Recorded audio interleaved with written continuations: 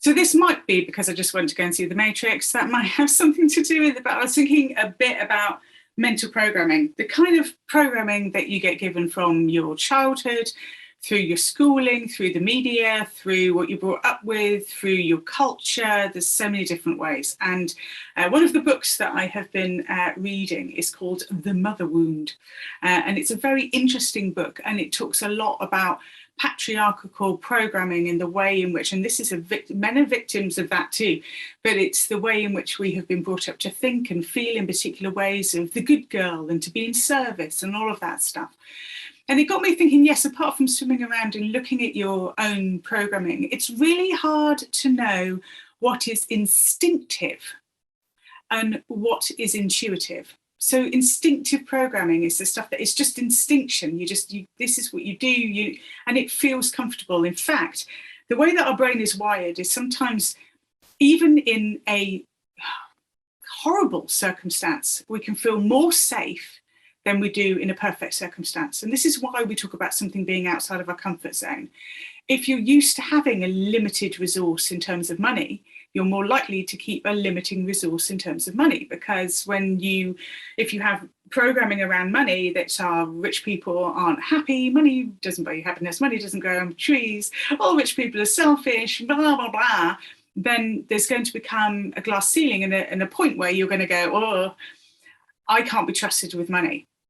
It could even be, my grandmother used to do this thing, 10 pence piece. She used to put it in my hand, and then she'd curl my fingers around it and go, hold it tight, don't let it go. And the value of money became this, hold it tight, don't let it go. So when it came to me wanting to actually buy something, oh my God, poor woman behind the counter trying to get that money out of my hands. Still my grandmother's 10 pence in the 1p sweetie shop with my sticky little fingers, it was not coming.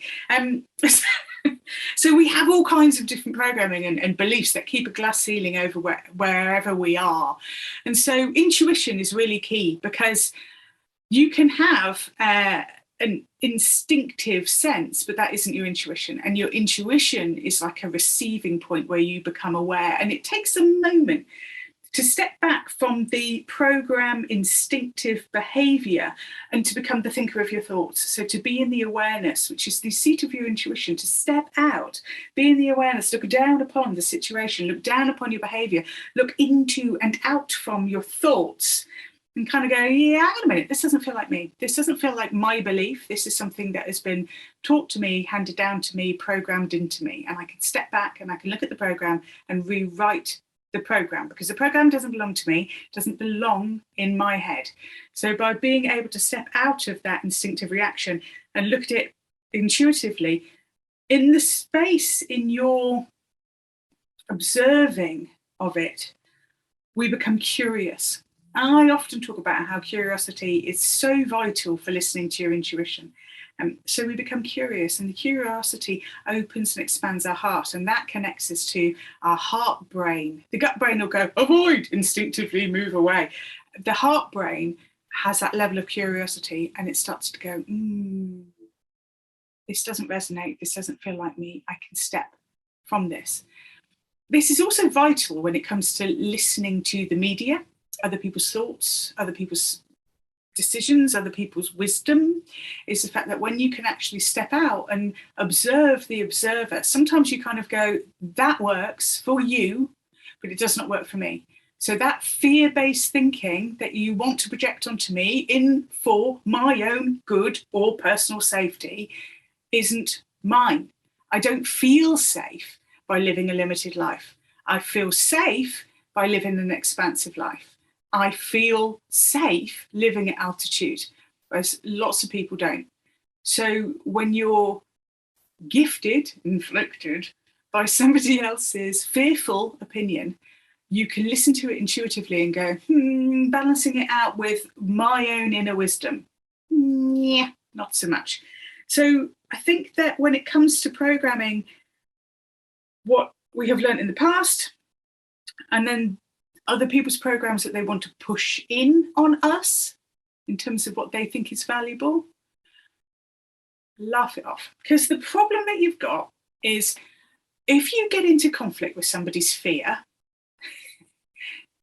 There's nowhere to go. You can't fight somebody's fear with your resilience. You can't convince someone to stop being frightened because you're not frightened.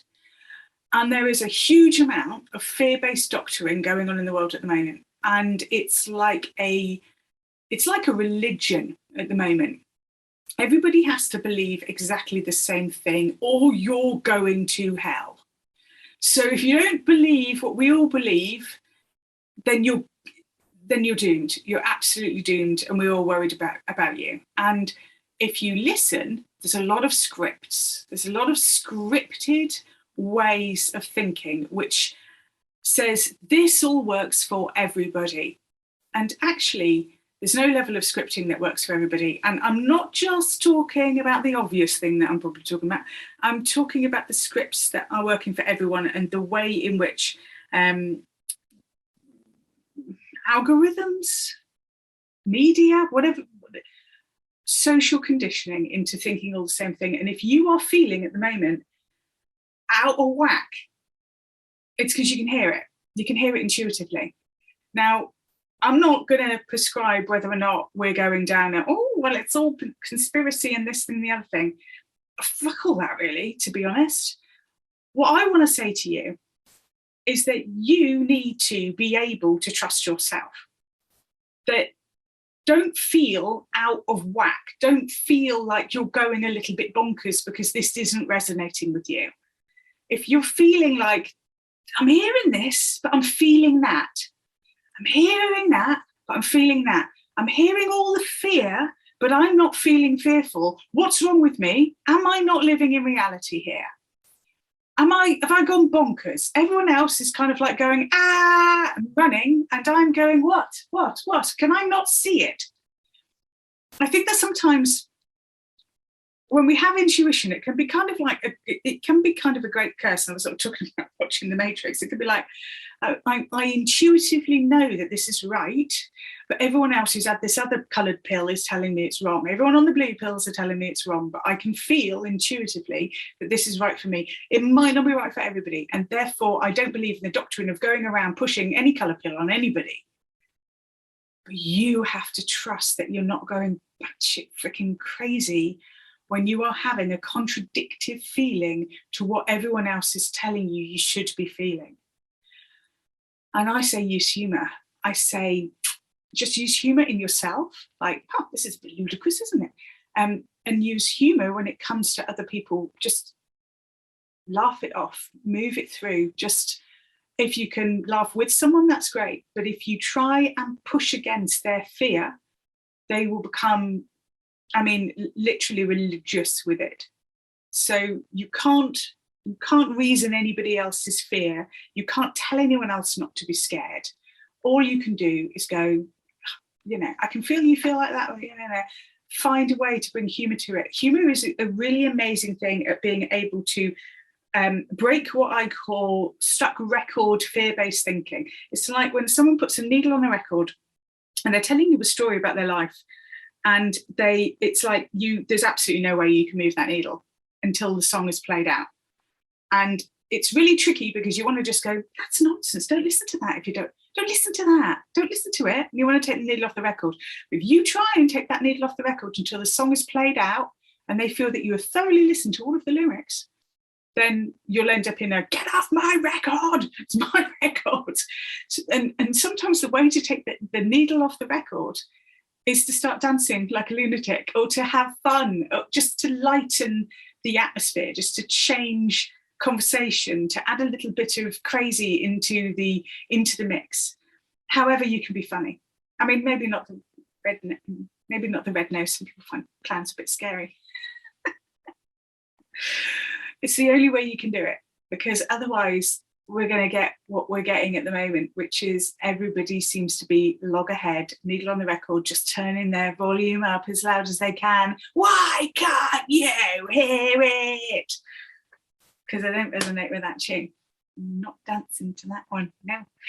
So all I would say is, if you are feeling like you want to unplug out of a program, historical program, a program you're witnessing, or a program that is being dictatorially dictated to you, find a little bit of humour, and it will really help take out a little bit of this stuck toxicity that seems to be going on in the world at the moment. I hope that helps.